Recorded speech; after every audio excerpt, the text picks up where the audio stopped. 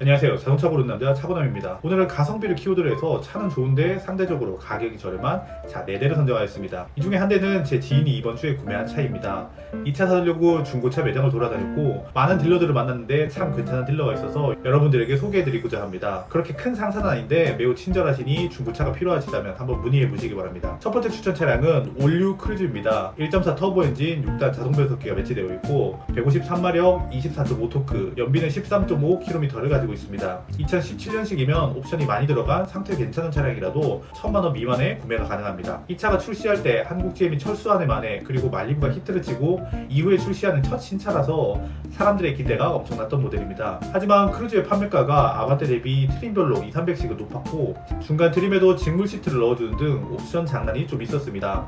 옵션을 좀 넣으면은 구매가가 2천만원이 넘어갔기 때문에 크루즈의 판매 부진과 GM의 경영 악화로 군산 공장이 문을 닫으면서 단종된 비운의 차량이죠. 그런데 하나씩 뜯어놓고 보면 어쩌면 이 차는 아반떼보다 비싼 게 당연한 차입니다. 우선 차 크기는 아반떼 대비하여 전장이 45mm나 더 길고 동급에서는 지금도 유일한데 조향감이 우수한 렉 타입 파워 스티어링 휠이 들어가 있습니다. 당시 그랜저에도 저렴한 칼럼 타입 스티어링이 들어갔는데 크루즈는 렉 타입 파워 스티어링이 들어가 아반떼보다 나은 조향감을 제공합니다. 그리고 1.4 터보 엔진이 적용돼 있어 제로백은 7초대 후반입니다. 아반떼가 10초대 후반이니 확실히 우수한 동력 성능을 가지고 있습니다. 터보 엔진은 터보 자체도 가격이 높지만 엔진에서 열이 많이 나기 때문에 기타 다른 부품들도 내열강 소재가 많이 들어가 자연흡기 대비 부품 단가가 높습니다. 이 차의 오너 평가는 8.5점이고 가격에서 감점이 있었는데 우리는 중고차로 살 거니 완벽한 차를 사는 겁니다.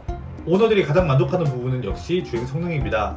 오너뽕이 좀 들어가 있긴 하지만 중형차보다 나은 주행감, 일부는 스팅어보다 낫다고 하는데 그만큼 오너들이 주행 성능에 만족한다는 반증입니다. 그리고 3세대 보령 미션이 들어가는데 뛰어나진 않아도 1, 2세대처럼 어처구니 없는 변속 문제와 내구성 문제는 없습니다. 다만 LT 모델 중 직물 시트가 있는 애들이 있으니 잘 보고 골라야 됩니다.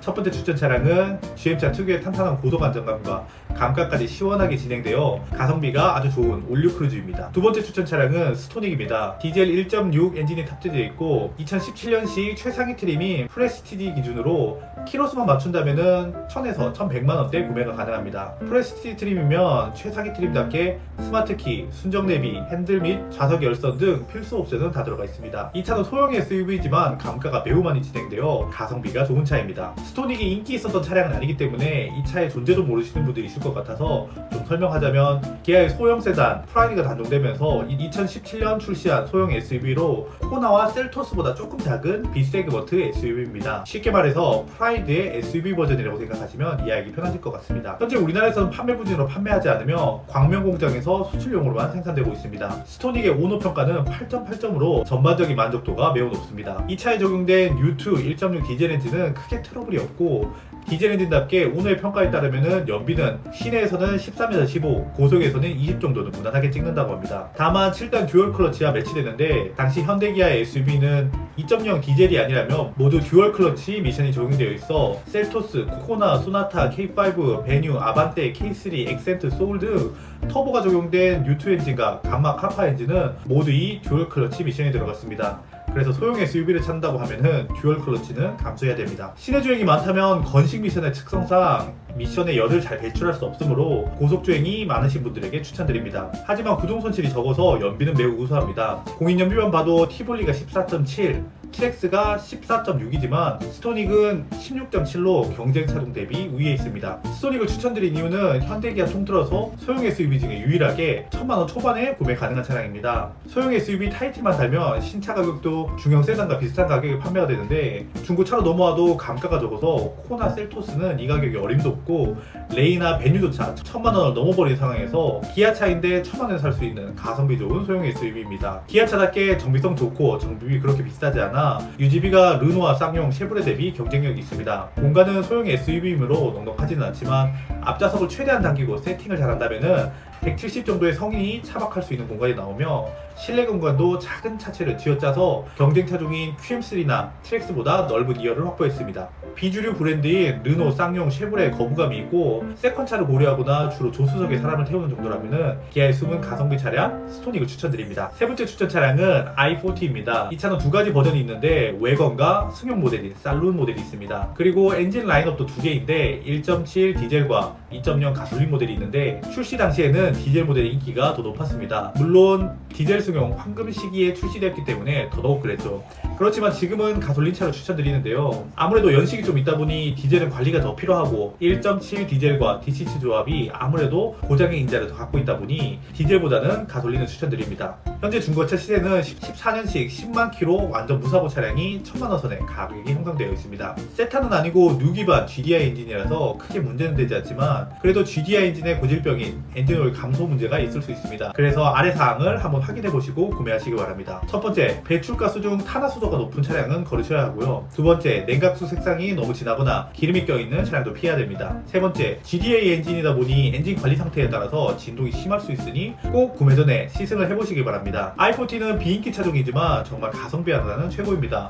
우선 옵션이 정말 빵빵합니다. 프리미엄 트림이면 조수석까지 전동 시트와 통풍 시트가 적용되고 가죽 시트와 전자식 파킹 브레이크 등 옵션은 그랜저와 비교해도 떨어지지 않습니다. 그리고 i40는 유럽에서 많이 팔리는 외관 시장을 공략하고자 유럽 공략 전략 모델답게 주행감도 많이 신경을 썼는데요. 로우암은 모두 알루미늄으로 만들어졌고 후륜은 너클까지 알루미늄으로 만들어졌습니다. 그리고 이 당시 출시한 E급의 차 중에는 유일하게 하부에 언더커버도 적용되어 있어 노면 소음과 하부를 보호해줍니다. 부품도 부품이지만 세팅도 잘 돼 있어서 제네시스와 함께 현대에서 실수로 잘 만든 차라고 불리기도 했습니다. 이 차는 외관과 승용차처럼 생긴 살론 모델이 있는데 저는 살론 모델보다는 외관 모델을 추천드립니다. 생긴 건 닥스훈트 같이 좀 못생기게 생겼는데 실용성 하나는 최고입니다. 외관의 장점은 첫 번째, 넉넉한 공간입니다. 세단의 길이를 가진 외관 차량은 지붕을 차 끝까지 연결해서 높이가 있는 트렁크가 만들어집니다. 그렇기 때문에 외관 차량은 SUV만큼 또는 SUV보다 더 넓은 적재 공간이 만들어집니다. 두 번째, 주행 성능입니다.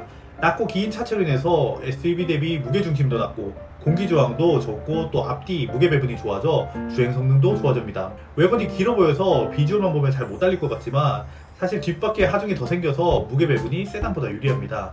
물론 세단 대비 무게중심은 조금 높아지는 건 있지만요. 옵션 많고 잘 달리는 i40가 세 번째 추천 차량입니다. 마지막 네 번째 추천 차량은 LF 소나타 2.0 가솔린 모델입니다. 2.0 자연흡기 엔진과 6단 자동 변속기가 조합되어 있고 172마력 20.5토크, 연비는 12.3km입니다. 2016년식이면은 주행거리와 옵션을 타협한다면은 1100만원 선이면 할 수 있습니다. 스마트 트림 정도만 선택하면은 꼭 필요로 하는 스마트키, 열선, 블루투스 등 차에 필요한 필수 옵션은 다 들어가 있습니다. 무난하고 무색 무취의 차량이지만 아무리 찾아봐도 유지비, 주행 성능, 안전을 생각한다면은 소나타보다 안전하고 가성비 좋은 차는 없는 것 같습니다. 우선 누 엔진은 2012년부터 양산하기 시작해 16년식에 적용된 누 엔진은 품질적으로 매우 안정돼 있고 그리고 택시 기사님들의 선택을 받은 차량답게 엔진과 변속기의 내구성이 나무랄 데가 없습니다. 그리고 타이밍 체인 방식이라서 중고차로 구매하면 가장 걱정되는 타이밍 벨트 교환도 상대적으로 걱정이 덜합니다. 현대 개선된 플랫폼을 적용한 첫 차답게 미국 IIHS 충돌 테스트에도 최고 등급을 받았습니다. 물론 1000만원에 살려면은 옵션 타입이나 연식 혹은 키로수 타입을 봐야 하지만 정비 접근성 좋고 성능 준수하고 실내 공간 넓고 장고장 없는 누구에게나 추천해도 욕먹지 않는 LF 소나타입니다. 요즘 준중형과 준대형 사이에 껴서 인기가 점점 없어지고 있지만 차의 상품성 자체는 매우 훌륭합니다. 오늘의 평가는 8.5점이고 어디 하나 모난 것 없이 두루두루 만족하는 차량입니다. 오너들의 평가 중에